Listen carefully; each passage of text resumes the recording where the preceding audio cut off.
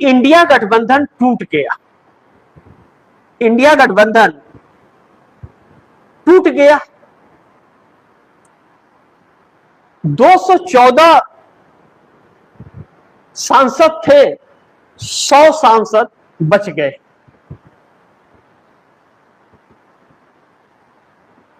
India गठबंधन यानी कि कांग्रेस अकेली बच गई है और कांग्रेस को अब लड़ाई अकेले ही लड़नी पड़ेगी।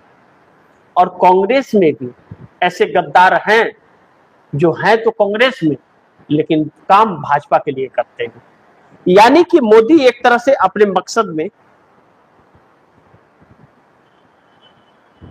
कामयाब हो रहे हैं, तो उन्हीं के कुछ लोग उनको पैर खींचने की कोशिश कर रहे हैं। लेकिन राहुल गांधी को अगर छात्रों का सपोर्ट है, छात्रों का सपोर्ट राहुल गांधी को मिल रहा है, वह इस सरकार के लिए बहुत भारी पड़ सकता है। फिर क्षेत्रीय पार्टियों की औकात सब किसी ने देख ली, कितने औकात में है वह, तो उनकी बात नहीं होगी, उनको वोट मिलेंगे नहीं मिलेंगे वह वक्त बताएगा, उनके साथ कितने लोग रहेंगे। लेकिन राहुल गांधी जिस तरह से चुनौती इस सरकार को दे रहे हैं, वह इस सरकार के लिए एक नई संकट बन सकता है। लेकिन सी वोटर के सर्वे के बाद 86.8% भाजपा के अंदर भी तो टकराव है। टकराव का कारण हुआ सर्वे भी तो बन रहा है, भाजपा के अंदर भी तो टकराव है। और क्या इन क्षेत्रीय दलों को यह नहीं पता चल रहा है कि भाजपा के अंदर भी टकराव है? तो क्यों जा रहे हैं? क्या इन्हें डराया धमकाया जा रहा है? बात तो जरूर कुछ अंदरूनी होगी, या तो फिर पैसे पे सब बिके हुए हैं। ये जानते हैं कि अब सत्ता तो आ नहीं सकती, तो चलो कुछ पैसे ही ले लेते हैं, लेकर के अपना सांसद भेज देते हैं, बाद में कह देंगे टूट गया हम क्या करें, तो फिर जनता फैसला कर लेगी। लेकिन बड़ी महत्वपूर्ण है कि क्या यह जो भारतीय जनता पार्टी के अंदर टकराव है, या आरएसएस और भाजपा की मिली भगत है, इस देश की जनता को गुमराह किया जा रहा है, या वाकई टकराव है? और अगर टकराव है तो फिर तो मोदी सरकार के लिए संकट आएगा। लेकिन आरएसएस सत्ता चाहता है, टकराव जितना भी हो, आरएसएस अपना सत्ता चाहता है। और आरएसएस जानता है और भाजपा भी जानती है कि अगर सत्ता परिवर्तन हो गया तो कांग्रेस के बगैर तो सत्ता नहीं बन सकती किसी की भी, कोई भी। भाजपा की सत्ता गई तो कांग्रेस के बगैर तो कोई सत्ता में नहीं बैठ सकता। तो कांग्रेस आ जाएगी तो इन लोगों का फिर वजूद समाप्त हो जाएगा, यह बात पता है। इसके लिए हर सामदंड भेदभाव वाली परिस्थितियां अपनाई जा रही हैं, इसमें कोई शक नहीं है। लेकिन दूसरी तरफ इंडिया गठबंधन जो राहुल गांधी के रास्ते निकल पड़ा था, लोकसभा सत्र में कहा जा रहा था कि महंगा पड़ेगा मोदी को, 214 सांसद मोदी के लिए संकट बन जाएंगे, 362 का सपना नहीं पूरा हो पाएगा। 362 तो छोड़िए, वह तो 443 में पहुंच जा रहे हैं, 100 कांग्रेस के ही बच रहे हैं बस, बाकी सब तो भाजपा के साथ है। तो फिर कांग्रेस एक विपक्ष बनकर के ही रहेगी, क्योंकि सबने धोखा दे दिया। अब जनता के बीच कांग्रेस जाकर के यही बताएगी कि भाई हमने तो चुनौती दी, हम तो आपकी लड़ाई लड़ रहे हैं। अब जिन लोगों को आपने वोट दिया था, जिन क्षेत्रीय दलों को सबसे ज्यादा सीटें दी थी आप लोगों ने, वह सब चले गए। अगर जो समाजवादी पार्टी को 37 सीटें मिली, वह 37 सीटें कांग्रेस को मिल गई होती तो मोदी सरकार नहीं बना पाए। लेकिन यह भी ध्यान रखना चाहिए देश को कि 76 सीटें, 76 सीट इस बार लोकसभा चुनाव में धांधली हुई थी। एडीआर के संस्थापक प्यारेलाल गर्ग ने सुप्रीम कोर्ट में चुनौती दी है, लेकिन सुप्रीम कोर्ट कुछ भी सुनने को तैयार नहीं। करोड़ों लोगों के नाम कट रहे हैं एसआईआर में, तो कोई पूछ नहीं रहा, ध्यान ही नहीं दे रहा है, तो वो क्या करेगा?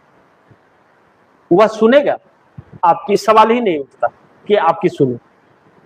ऐसे में राहुल गांधी को अब युवाओं के सपोर्ट की जरूरत है, और राहुल गांधी युवाओं के साथ अपना आंदोलित है।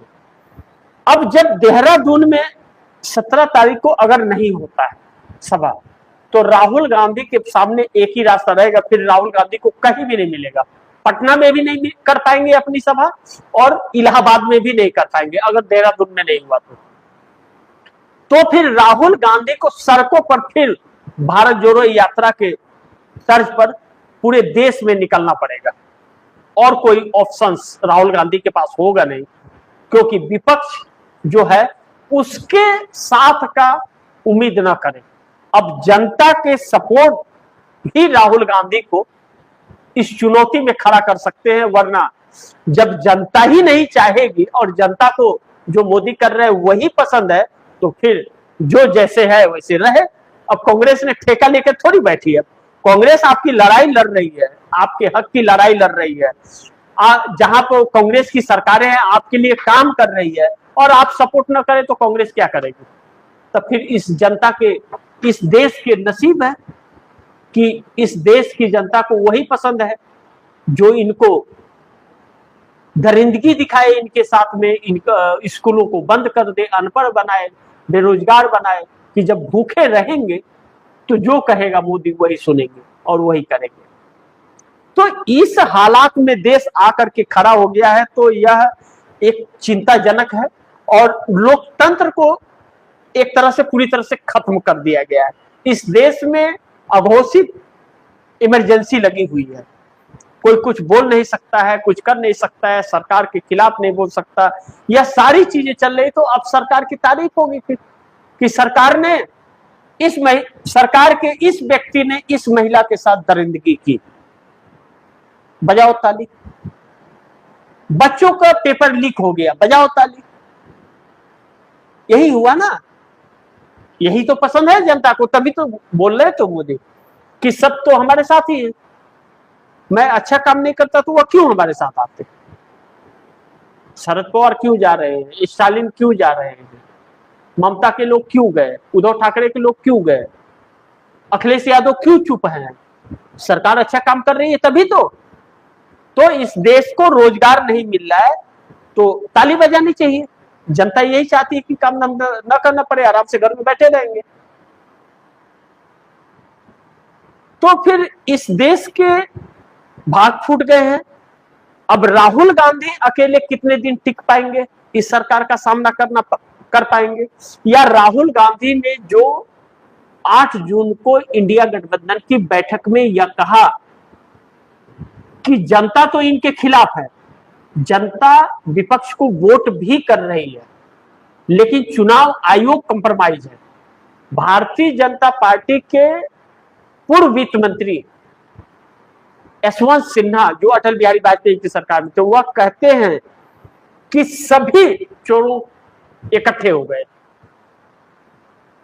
अब इनसे सामना करने के लिए अब सड़क पर ही उतरना एक बाकी है, उसके अलावा कोई रास्ता है नहीं, और उसके लिए कोई भी तैयार होता हुआ नजर नहीं आया। राहुल गांधी ने यही कहा था, अब तो जनता के बीच जाना ही एकमात्र रास्ता है।